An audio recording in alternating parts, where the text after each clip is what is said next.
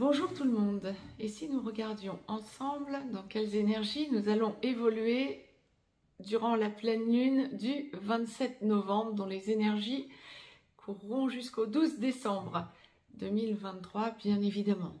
Bonjour à toutes, bonjour à tous, je suis Perle, votre médium énergéticienne.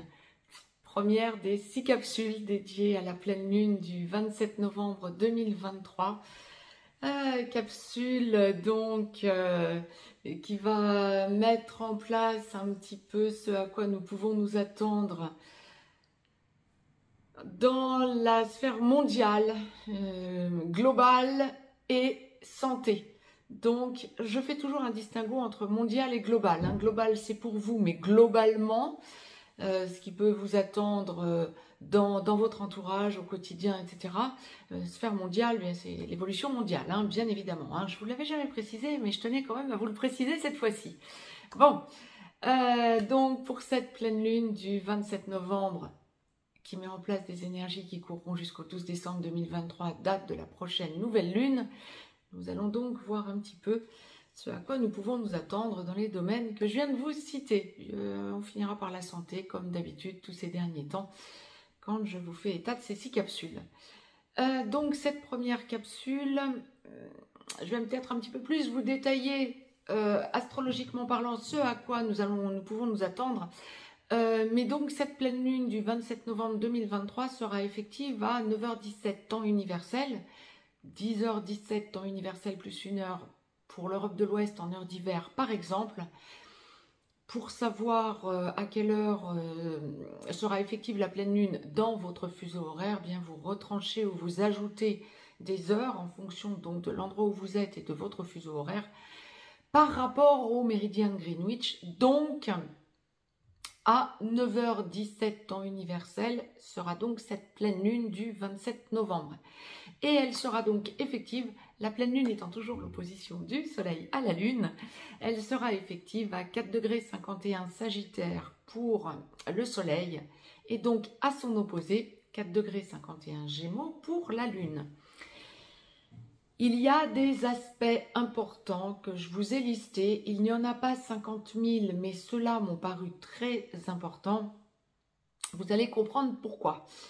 Nous avons Mercure qui va être en trigone parfait au nœud nord. Alors, nœud nord, nœud sud, ce sont des points fictifs, mais ô combien importants, notamment en astrologie karmique. Donc, Mercure va être en trigone au nœud nord et donc en sextile au nœud sud, bien évidemment, puisque nœud nord, nœud sud sont toujours opposés. Pile poil, bien sûr. Et donc, Mercure, sur le 24e degré du Sagittaire, sera en trigone au nœud nord sur le 24e degré du Bélier, et donc en sextile au nœud sud sur le 24e degré de la Balance. Vient s'ajouter à ça, et c'est pour ça que je vous disais, c'est un petit peu lourd, même si il n'y a pas 50 000 aspects que j'ai souhaité vous lister, mais ça, ce sont des aspects fondamentaux. Vient s'adjoindre à ce trigone sextile au nœud nord et sud de Mercure un carré à Neptune. Donc, Neptune, qui est toujours en domicile en Poissons, va être carré à Mercure sur le 24e degré des Poissons, donc Neptune. Et Mercure, toujours bien sûr sur le 24e degré du Sagittaire. 24e degré du Sagittaire. Et donc, effectivement, bien Neptune est carré au nœud nord et sud. Bon. Bien sûr que ça va jouer astrologiquement, ça va jouer dans tout un tas de domaines. Ce que je me propose là, je vous ai fait le point, je ne le referai pas dans chacune des vidéos, ce sera plus succinct. Mais là, pour cette première vidéo, je vous ai fait le point astrologique que je souhaitais partager avec vous. Nous allons donc en passer en pure médiumnité au domaine mondial, au domaine général et au domaine de la santé. Si vous souhaitez me joindre pour une consultation privée, juste en dessous dans le descriptif, vous avez un lien. Vous avez un lien pour aller sur le site perlevoyance.com. Un lien également pour nous rejoindre sur le canal Telegram que je vous ai dédié et sur lequel je vous parle justement de l'évolution mondiale en pure médiumnité quand j'ai des ressentis. En ce moment, ce n'est pas que je n'ai pas de ressenti, c'est que l'actualité est très lourde et je suis encore en installation et j'aurais tendance à vous dire que si je vous reflète ce que je ressens, ça peut vous foutre la rate au courbouillon. Donc, ça n'est pas nécessairement l'objectif. Par contre, je vais vous mettre en ligne là sous peu. Je pense que je vais tourner la vidéo aujourd'hui également, mais je la mettrai en ligne sous peu sur les prévisions 2024. La source me pousse à vous les faire, donc je vais vous les faire. Je dirais comme ça en 2 mots. Allez voir bien sûr la capsule que je vous posterai sur les prévisions 2024.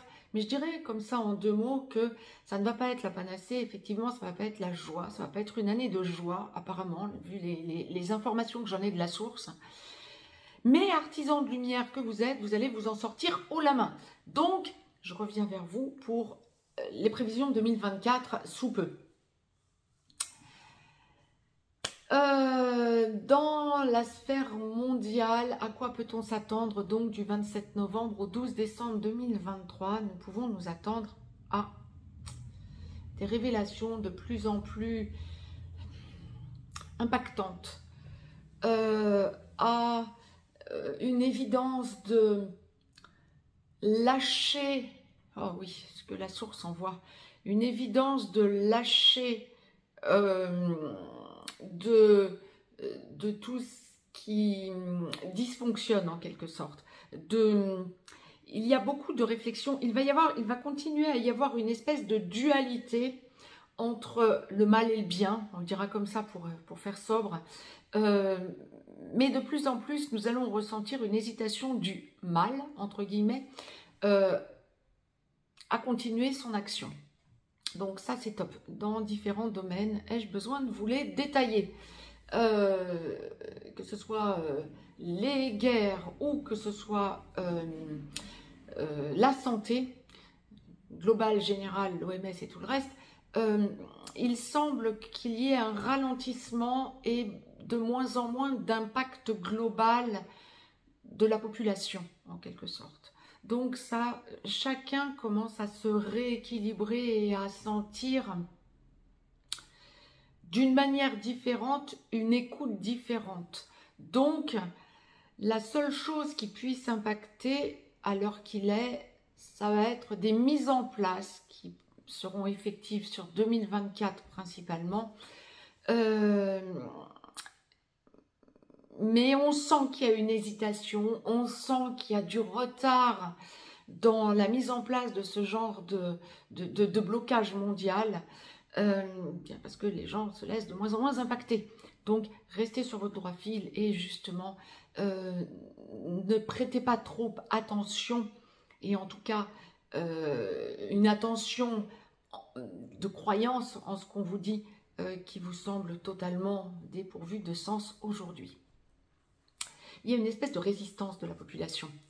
Alors, si vous écoutez cette vidéo, il y a toutes les chances que vous fassiez partie des résistants, bien évidemment, artisans de lumière. Bon, c'était la parenthèse que la source me demandait de vous préciser, mais faut-il encore le préciser? Je pense même plus. Bien. On va ressentir aussi au niveau mondial, alors là, rien à voir avec l'humain uniquement, j'ai envie de dire, on le ressent déjà. Mais ça ne va pas cesser du 27 novembre au 12 décembre. Ce que je ressentirai, c'est la Terre qui bouge de plus en plus. Je vais vous poster également une capsule pour vous expliquer pourquoi Gaïa et le système solaire en arrivent à de tels changements de fonctionnement. J'allais vous dire dysfonctionnement, la source me reprend, changement de fonctionnement, oui tout à fait. Mais ça bouge beaucoup. On peut s'attendre à des séismes, des inondations, des tornades, etc., des pluies importantes, encore du 27 novembre au 12 décembre. Quand bien même jusqu'au 27 novembre, ça va continuer. C'est déjà en cours et ça va continuer.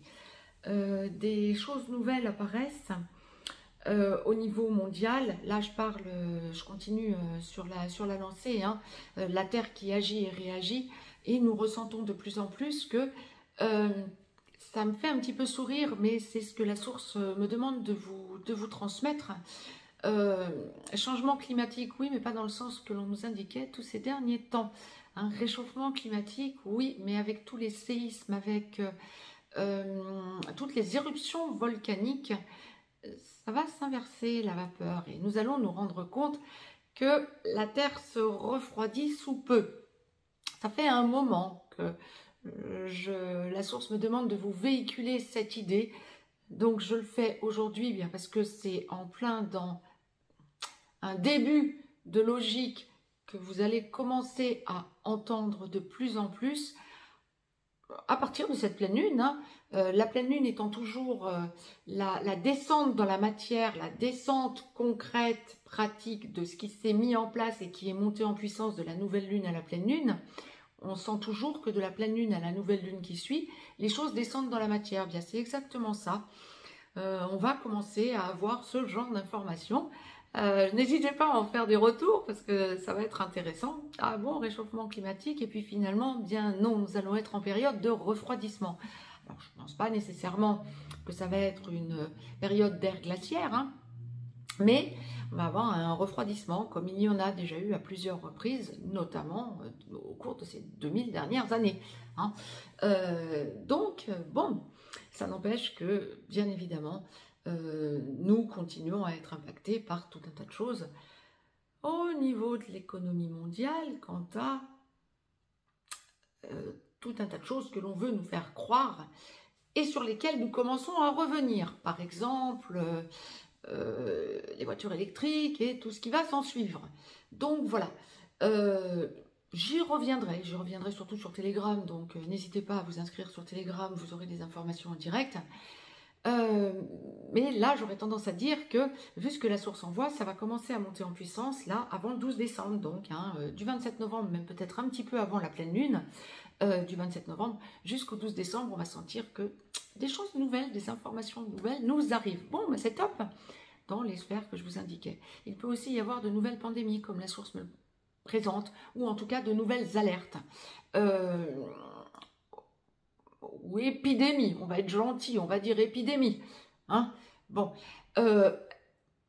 pensez toujours, alors là la source m'envoie quelque chose de global au niveau de la santé, pensez toujours à essayer de prévenir plutôt que guérir, par exemple en prenant des remèdes naturopathiques, en privilégiant les huiles essentielles, en privilégiant de prendre des plantes, hein, de vous soigner par les plantes, plutôt que de vous soigner en allopathie et une fois le mal bien enclenché, si vous avez par exemple quelque chose sur la sphère ORL, ou même problème gastrique, parce qu'on va arriver dans la période des gastro-entérites, n'est-ce pas, notamment pour l'hémisphère nord,